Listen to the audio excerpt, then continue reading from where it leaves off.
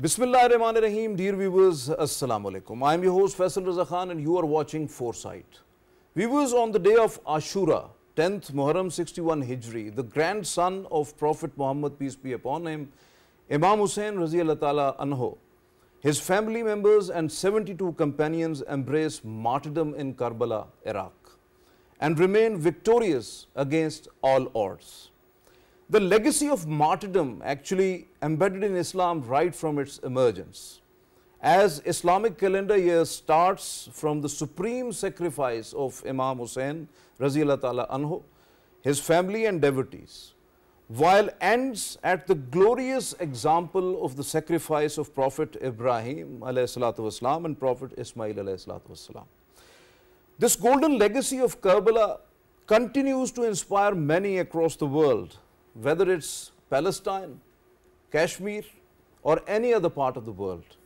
Muslims stood firm against all kind of occupation, colonialism, injustice, oppression, tyranny, human rights violations, genocide or war crimes, while Muslims face worst kind of harassment and pogroms across more than 140 countries, including India and Israel. Pakistanis, first during partition of subcontinent, then its armed forces and civilians during several wars with India, embraced martyrdom, while laid down more than 85,000 lives during Indian agencies and other inimical forces indirect war against Pakistan in the form of state-sponsored terrorism. To discuss this very important topic, not only from the Islamic history, but the contemporary era, we have in our studios Mr. Farhan Bukhari. He is the senior journalist. Most welcome to you, Farhan sahab. Thank you very much for your presence. And Dr. Samiullah Zubairi. He is the assistant professor of Arabic in the Allama Iqbal Open University, Islamabad. Most welcome to you, Doctor. Thank you very much for your arrival. And online joining us, Dr. Wasim Ishaq. He is the senior analyst. Most welcome to you, Dr. Wasim. Thank you very much for your presence online. My first question is to you, Dr. Sahib, that we had just entered into a new Islamic year after Hajj and Eid al-Adha. What's the significance of Prophet Ibrahim's willingness to sacrifice his son, Prophet Ismail in Islamic theology, and how is it seen as a shining example of unwavering faith, obedience to Allah subhanahu wa ta'ala, and ultimate sacrifice for the sake of Almighty? Thank you very much for inviting me here in BTB World in your program Foresight. Jazakallah khairan. First of all, I want to express that Jews and Christians and Muslims, they claim that we are Abrahamic religion people.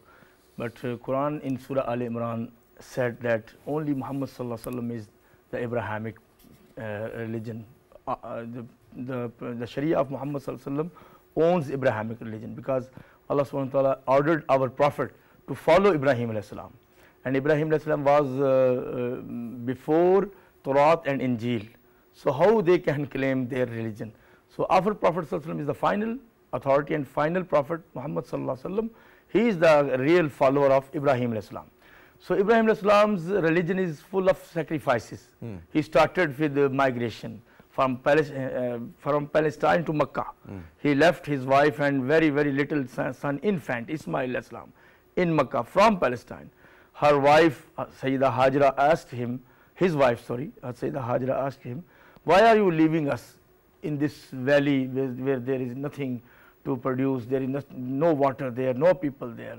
Why are you leaving us here? He didn't speak and he went back because Allah subhanahu wa ta'ala didn't allow him to speak with them. This is the sacrifice, emotional sacrifice. No doubt, no doubt. No one can leave his young wife and an infant in desert. Obviously. With a small pack of water and dates.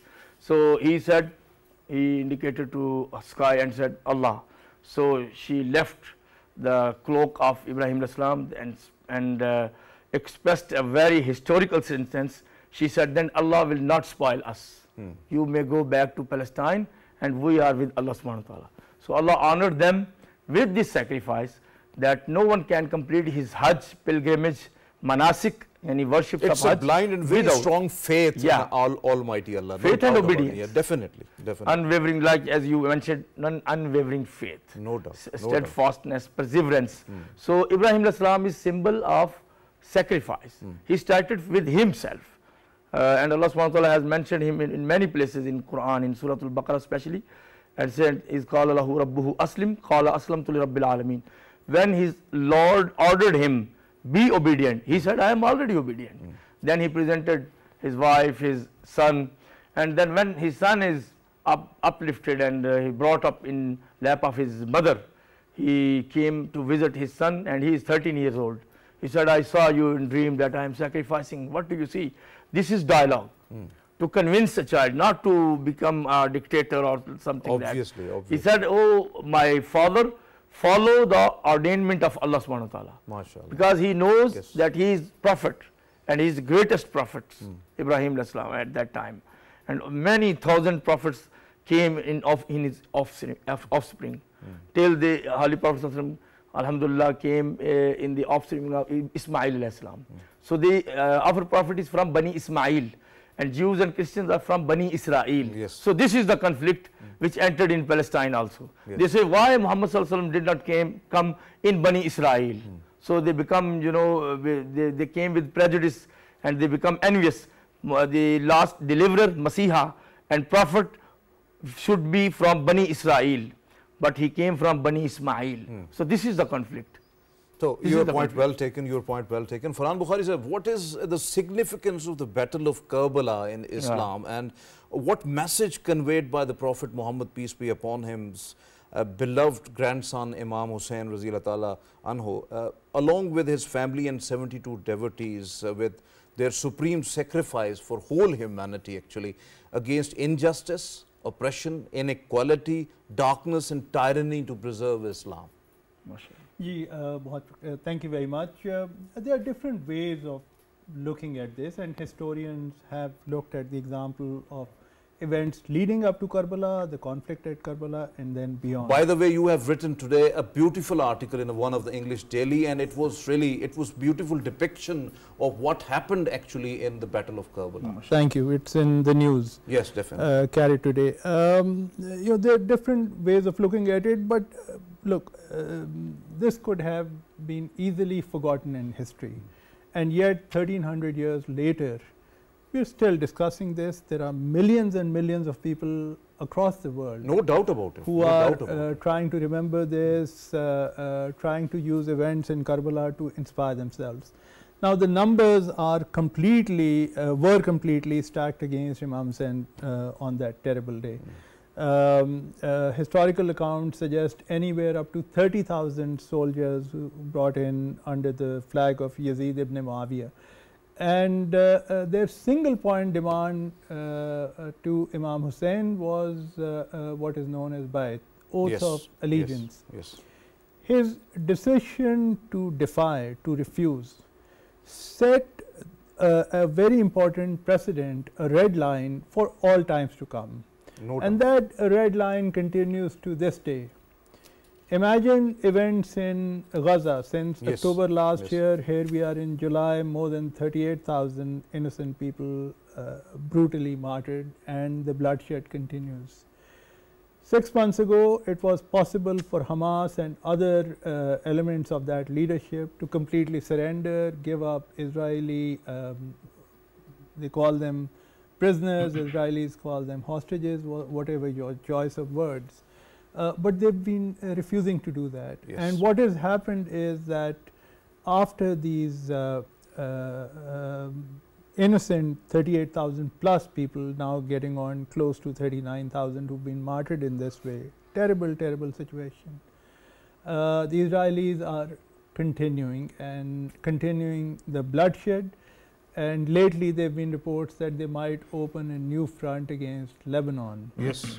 Against There are- Hezbollah, because Hezbollah has been firing rockets into Israeli territory every day for the past 3 or 4 months.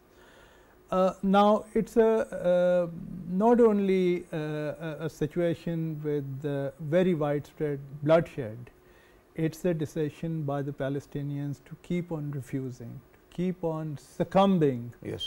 to the pressure from Israel. And of course, that is where we draw our lessons. Even someone like Nelson Mandela, who was not a Muslim, Yes.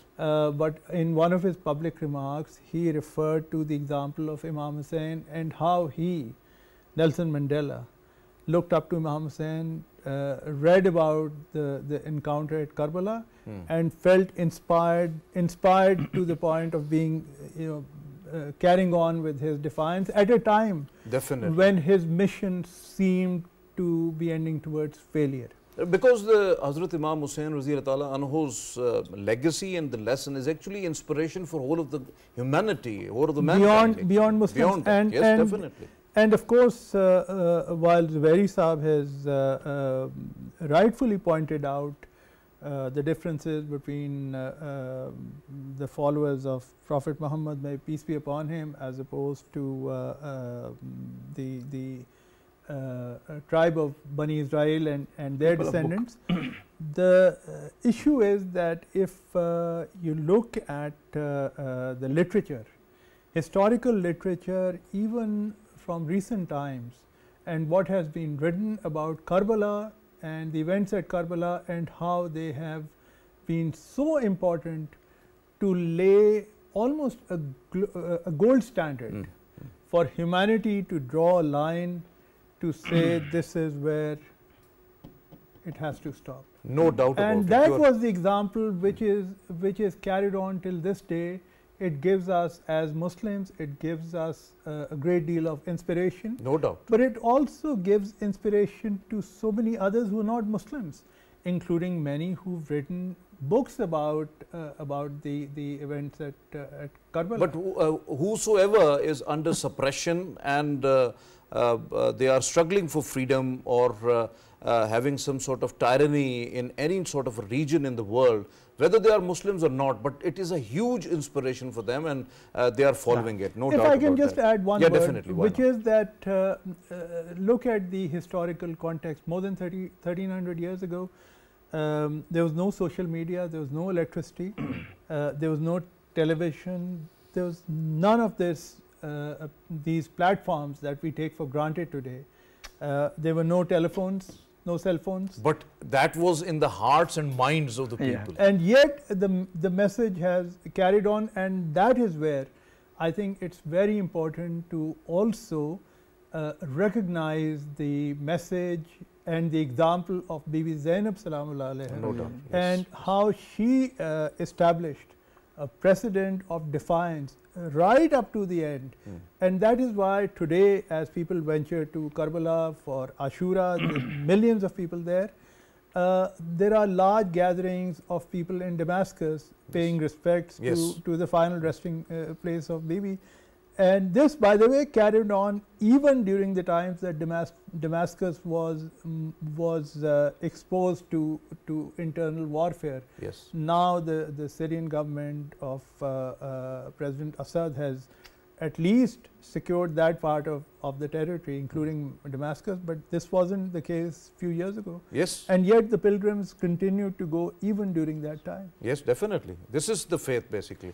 So, Dr. Wasim, what lessons can be drawn from Imam Hussain Raziyallahu ta'ala anhu's courage, sacrifice and stance against oppression for contemporary social and political context, and how does the legacy of Karbala continue to inspire movements for justice, freedom and human rights across the world? Faisal, thank you very much. And today, as we are commemorating the 10th of Muharram, Yom Ashura, around the world, the message is very clear. We have to stand firm for the just cause.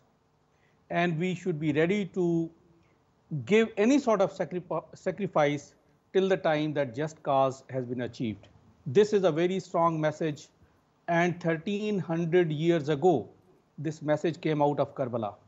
And this legacy has been followed on and carried on for 1300 years. Let me highlight few aspects of the contemporary era. We have seen the Arab Spring happening in last 2 decades, devastating almost all those places where these Ashura Majalis were being held historically. But despite having the most challenging times in the internal conflicts of those countries, the holy sites and the Ashura gatherings continued unabated. Yet another lesson that just cause is supreme, and one should not be deterred from all those people and all those environments which are coming across against those as a sort of deterrent for the just cause. So people remain resilient, and they have actually defeated all those axes of evil who try to create some sort of disharmony among those countries. And now let's see what all has other happened during those 2 decades. We have seen ideological wars being imposed inside the Middle East and host of other countries around the world. We have seen theory of clash of civilization. We have seen theology of end of history. All those have failed in creating a dent among the Muslim population around the globe. All the Muslims, irrespective of their faith and fiqh and everything, they are united. And the inspiration comes from Yom Ashura. So the lessons drawn are that if your cause is just, and if you are ready to sacrifice for anything, and I think nothing is more precious than your own life and your family, and if you are decided to go for the cause at the cost which we are ready to pay, nobody on this earth can change the discourse which is already in place. And we have seen Palestine struggle, we have seen Kashmiri struggle, and we have seen host of other struggles. And I think the transformation in Middle East is also yet another contemporary example. So in the wholesome package, the just cause and the just struggle, irrespective of any apartheid mindset and irrespective of any theoretical construct, all will stand defeated. It is just how much resilient one is and how much faith he or she has against pursuing the course through which one can achieve just cause. And I think time is around the corner. Well elaborated, Dr. Wasim. Farhan sir, what is the significance of Ashura, the 10th day of Muharram, in commemorating the Battle of Karbala? How did the martyrdom of Imam Hussain anhu at Karbala shape the course of Islamic history and inspire the future generations? Thank you. First of all, the very fact that we are discussing this here today, more than 1300 years later, definitely points towards an important, miraculous character of this entire situation and how it's come to us till today, and inshallah will live on for the future. No doubt, inshallah. Yes. But beyond that, look at events on that day. In fact, almost 3 days, because it was from the 7th September Muharram onwards that the water from river Euphrates was the Darya Furat was blocked for Imam Hussain and his followers, his small contingent of men, women and children. And then on the evening of the 9th of Muharram, the first indication of a coming Yazidi attack. Especially the younger Ali Asghar, because you have mentioned I in your have written about that today, but I have tears in my eyes right at that moment, really. And some other people have said that too. It's a terrible, terrible event on that day. But evening of the 9th, there were indications that the attack would come. And Imam Hussain, to his credit till this day, because that's a message which has come across to us, asked for one night that he wanted to spend in prayers, in supplication, just one more night. And he said that the extent to which I enjoy namaz, my prayer, is beyond imagination.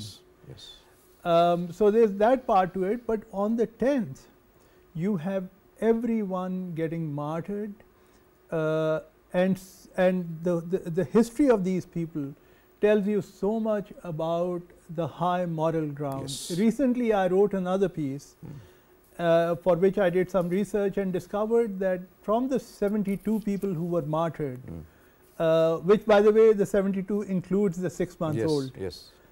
From the 72 people who martyred, there are 16 people from African origin, former slaves who were freed. all of them were freed. They were free men. They had the choice to turn back and go home. And on the 9th of Muharram, history tells us that for the last time, Imam Hussein ordered his companions to turn off the oil lamp. Yes. So that there was complete darkness, and he said in the darkness, he said that, look, from this point onwards, I am giving you permission to leave. He don't want to embarrass anyone. Yeah. Really. He did not want to yes. embarrass anyone, and he said that from this point onwards, I have removed my bayat upon all of you, so you are free to leave. None of them left, including the 16 of African descent, who had the freedom because they were all freed, and yet in spite of these terrible circumstances, they chose to ride up to Karbala with Imam Hussain and join his defiance and get martyred. Yes. And they are counted in the 72 martyrs of Karbala. So I think the great moral character of this entire episode is such that there is nothing which happened, which came afterwards or beyond this event, which in any way could be compared to this. No doubt now, about it. during No doubt. during Islamic history, of course, there have been so many other examples of martyrdom.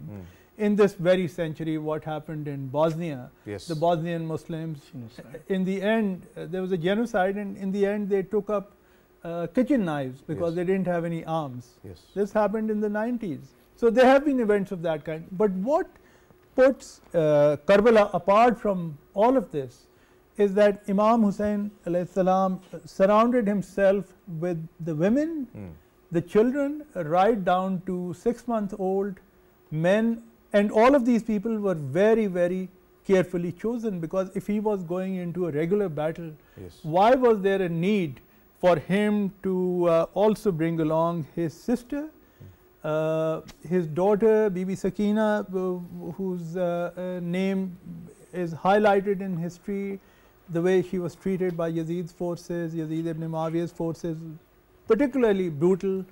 Her earrings were pulled off, her ears were left And she was bleeding. profusely bleeding. Yes. bleeding. Yes. But another part of it, that historical accounts have never been able to agree on the number of children who survived the battle, as opposed to the number of children who arrived in Damascus at the Yes. court of Yazid bin Muawiyah. Why? Because along this way from Karbala to Kufa and from Kufa to Damascus, along the way there were many children who simply fell off the backs of camels. Yes. Yes. Yes. And Definitely, the you are forces- absolutely right. And the absolutely right. forces of Yazid refused to stop to Yes. collect any one of these children. So we simply don't know how It many was survived. the height of cruelty, really, on the part of Yazid. So, Dr. Samil, how have Muslim resistance movements and liberation struggles such as those in Kashmir and Palestine drawn inspiration from the Islamic teachings on martyrdom, like Battle of Karbala, and to stand up against injustice, occupation, oppression and atrocities, etc.? Thank you very much. This is a very important question. There are many political and Islamic movements in history, like Inqilab-e Iran 1979, and before that Islamic Muslim League in India 1906, to get rid from English era, British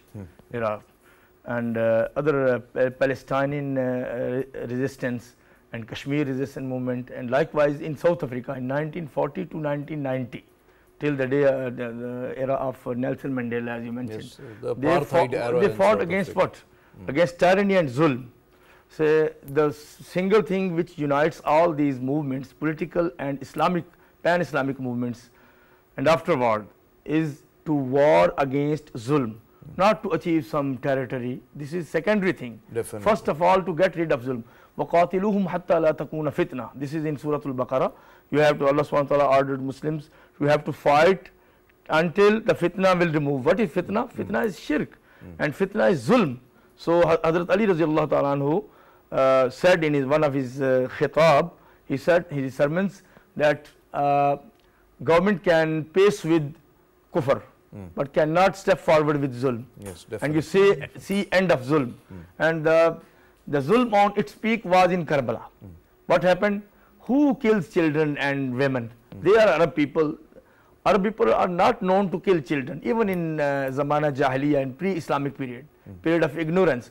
They are not known to kill children and women, even of their enemies. So how they killed the children and women? This is the top peak of cruelty. Yes. And the second inspiration of these movements from Battle of Karbala, from Hazrat Hussain Razilullah Ta'ala, what is that? Peaceful battle. How a battle can be peaceful? He didn't abuse any of his enemies. He didn't said, why are you blocking all blessings and food and water from us, and you are people of zulm, and you are bad people. No, he said, I will accept it. If you are going to kill us and you make us armless, I will accept a preordainment of Allah, taqdeer, because he was brought up with Hazrat Ali Razilullah Ta'ala, and Hazrat Ali Razilullah Ta'ala is well known with his zuhud and taqwa. He was from people of akhirah. So every movement is successful movement if its focus is on akhirah rather than dunya. Absolutely right. Very Yes. important point. Dr. Wasim, how you categorize the Kashmir freedom struggle from Indian shackles? Brave Kashmiris are continuously following the teachings of Prophet Ibrahim alayhi salatu wasalam, example of the Prophet Ismail alayhi salatu wasalam, while the glowing path of Karbala martyrs, and laid down more than 0.1 million lives so far in past 76 years. Faisal, I will come over to Kashmir a little later, but let me start from Bosnia, because this was a very good point given by our colleague there. Yeah, I definitely. myself You was have been to be there. part of You have been there. Bosnia in 1995 in Sarajevo, and I have seen those appalling conditions starting from 1991 till 1995, when it remained under siege for good about 4 years. And there are a lot of similarities in the conditions of Karbala and what the Serbs did in Sarajevo. And I also saw the massacre happening in Zepa and Srebrenica, which we are again commemorating every year. What was the similarity? There were complete sanctions on the Muslims, so therefore they were short of weapons. There were complete diplomatic isolation because the Western world was supporting the Serbs' viewpoint. But the resilient Muslims, with whatever they had, they kept fighting. They were facing hunger, they were facing starvation, all those things which are happening in Gaza today. And despite that, their resilience actually paid. And at the end of the day, in December 1995, at least Sarajevo was not lost, and at least Bosnia was not actually captured by the Serbs or the Croats to make them as their colony. So Bosnia still stands even today, 30 years after that massacre.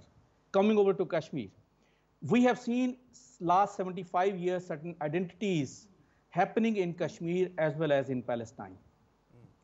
More than 1 million people who have suffered as a result of Indian atrocities and their apartheid mentality in Kashmir, and almost identical things happening in Palestine. And fast forward in last about 30 years in Kashmir and last 30 years in Palestine, more than 90,000 innocent Kashmiris have been killed, and more than 38,000 innocent Palestinians have been killed in war in Gaza in last 7-8 months, and almost a similar number which is unaccounted for, which is under the rebels, and more than 80,000 now injured. So having seen the war and the apartheid regimes have used hunger, starvation, and humiliation of individuals as the weapons of war, and same exactly replicated in Kashmir. However, what we see Rightly said, in last Dr. 75 Wasim. years, Farhan Sahib, if you have to be very brief because we have run short of time. So, what's the ultimate impact of remembering martyrs, especially the martyrs of Karbala, and how it impacts Kashmiri and Palestinian freedom struggle, which is continued for the legitimate right of self-determination and freedom from occupying powers as recognized by the United Nations resolutions? Since we are pressed for time, I'll just come to the point immediately. I think we have to learn to look upon the history and the legacy of Karbala as a source of great inspiration, perhaps the greatest source of inspiration for all Muslims. we must never make the mistake of placing Karbala, the legacy of Karbala, within any sectarian. Yeah, definitely. We have to be very diligent in that. Right? Yes, and we have to fight back if people do that. Yes. This is a message which is for all Muslims. And Imam Hussain, to his great credit, if you look at the history in detail, we may not have time for this, but one of the generals of Yazid ibn Muawiyah, man by the name of Janab Hur ibn Yazid al-Riyahi, was the first general who stopped Imam Hussain Islam and his caravan from going onwards. And on the day of the battle, Janab Hur, Hazrat Hur defected towards the camp of Hazrat Imam Hussain and fought for him, and his son and I believe Hazrat Hur himself were among the early casualties of the conflict.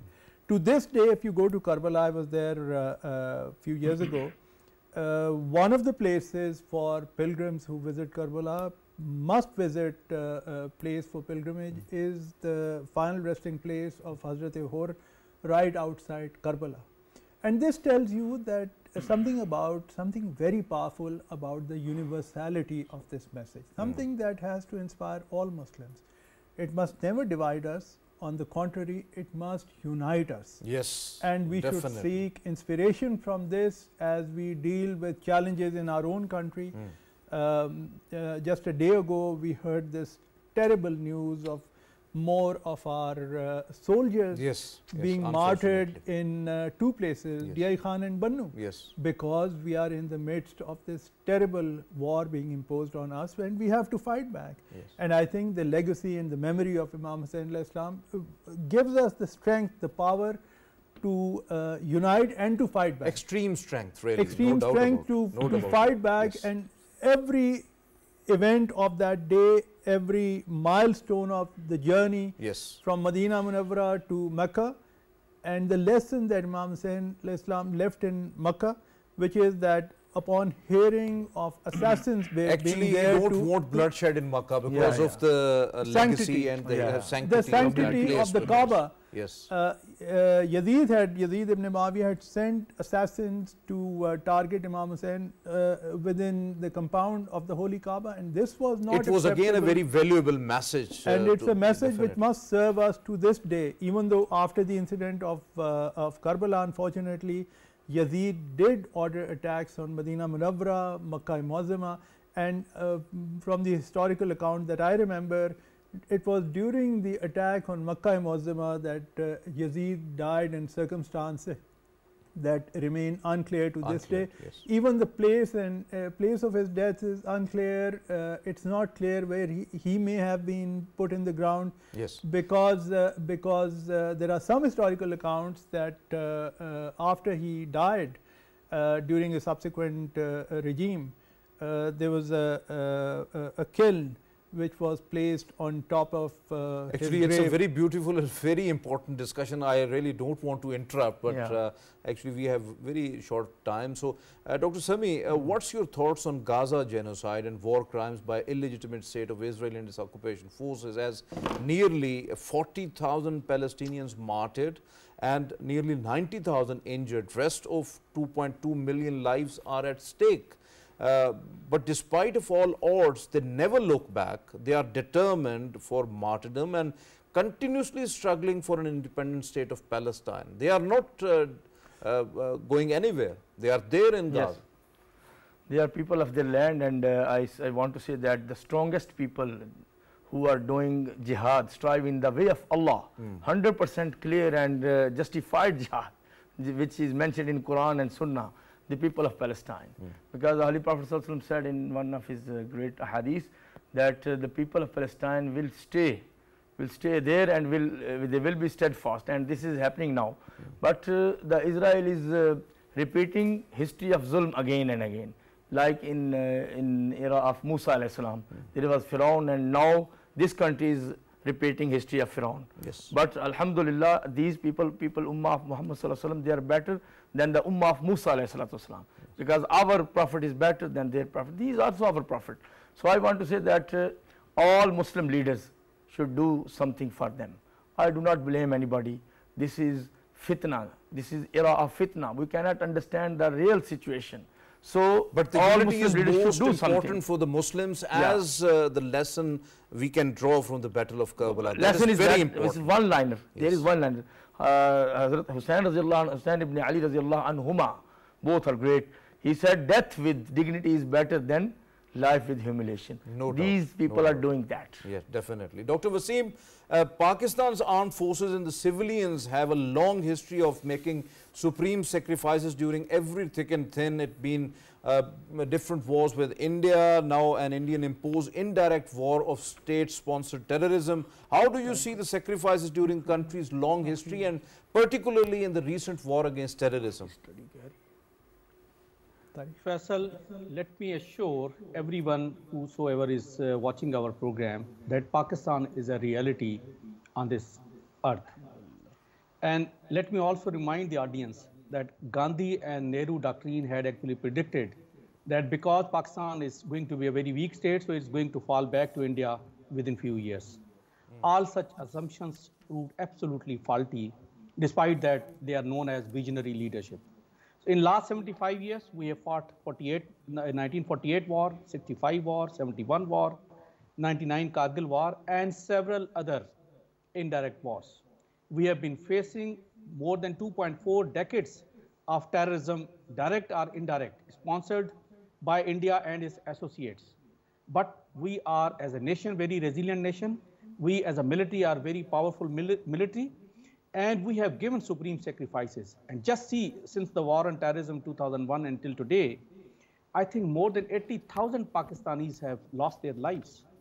And it is the supreme sacrifice which we have done just in the recent past. And how this nation has come out of it and how boldly we are facing all such odds. And I can assure, and I'm very positive, that our resilience and our steadfastness is actually a key to our success, and we can defeat all these nefarious designs in a befitting manner, and just about the time that all such elements would be defeated.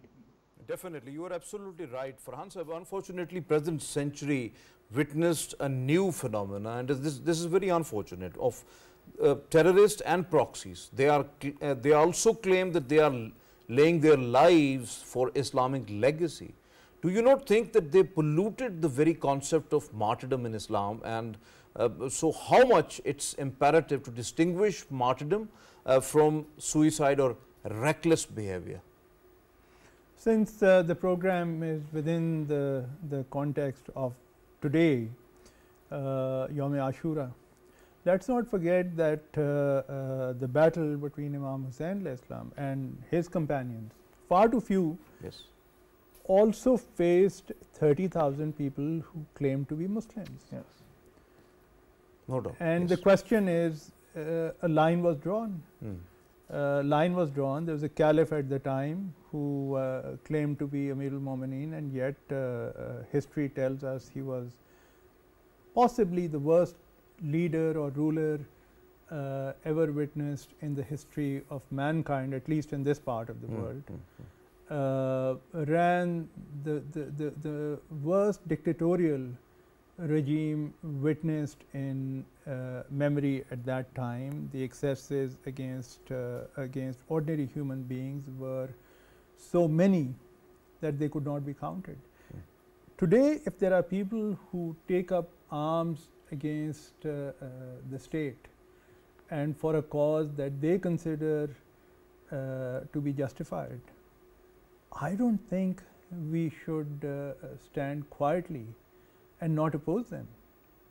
Have we forgotten what happened in Peshawar with the killings of the martyrdoms of up to 150 innocent children, mostly RB Public innocent School, children? Yes. That was less than a decade ago. Are we going to forget that? Are we going to definitely forget? not. Are we going Definitely to not. forget the sacrifices of our sons and brothers, especially along the Afghan border, such as the casualties yesterday? Yes. We cannot. And so, if they want to be on their side, we have to draw the line, take inspiration from again from events at Karbala, which we are discussing today, and really be very clear on where we stand on this. Yes. And within our society, if there are individuals and groups that choose to back these people, then for the sake of our own principle, and here the moral element is also very strong, we have to oppose them. In the context of Battle of Karbala, how do you see the Azm-e-Istehkam strategy in combating the terrorism and the terrorists who are inflicting pain to the society, to the culture, to the Islamic values? Look, there is no one operation. We have confronted this for almost quarter of a century. Oh, no, yes, no doubt. A quarter of a century ago, I think people sometimes forget, was when our forces for the first time went into the tribal areas, never done before in history, and yet our forces were sent in there. So there have been different phases, different operations, and I think we just need to be very clear on where we are going to stand for the sake of our own principles, but principles that we have taken, that we have received from the very message of Karbala that we are discussing today. Yes, definitely, you are right. Dr. Sami, how do you see, how to remember for generations to come our martyrs, our ghazis, and especially how we can do it at every level, at the state level, at the government level, in our society, so that we can pass on those golden era teachings and the lessons we learned to the next generations? Yes, with the clear goals. I want to say to my youth, because I often address to youth, they don't have clear goal. They want to go abroad only. This is their goal nowadays. For what? To earn money. That it's good. Islam does not prohibit anybody to earn money. But they don't have any goal. When I ask the youth, what are you doing? They want to go abroad to study, and during the study they want to earn first.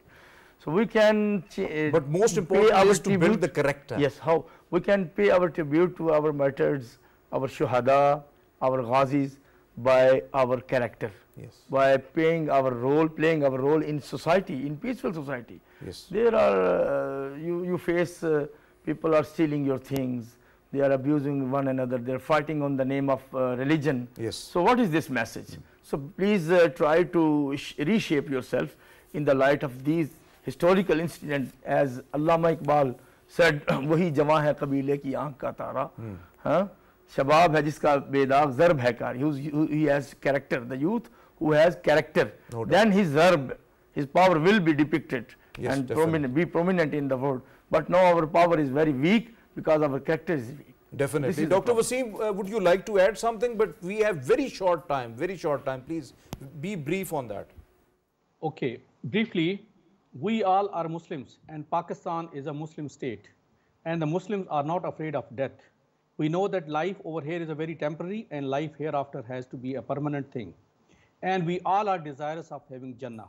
So what lessons we can learn from Karbala, that the life over here is actually a very, very temporary issue. So therefore, through resilience, through determination, we have to actually pursue the just cause and remain steadfast in our approach.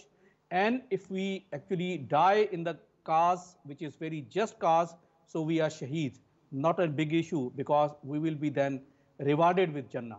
So this is my last message to the audience. Thank you very much for your time online. Thank you very much. So nice of you. Thank you very much, Dr. Sami. Thank you very much, Bukhari sir. So nice of you for your presence in studios. Viewers, with the knowledge of certain death, Imam Hussain Raziyallahu Ta'ala Anhu, just before leaving Medina for Makkah and then to Karbala, golden words: whoever join us will be martyred. Those who remain behind will miss the victory. And the history witnessed the supreme sacrifice and the glorious victory of Imam Hussain Raziyallahu Ta'ala Anhu, his family members and devotees, while worse defeat to Yazid ibn Muawiyah and his forces.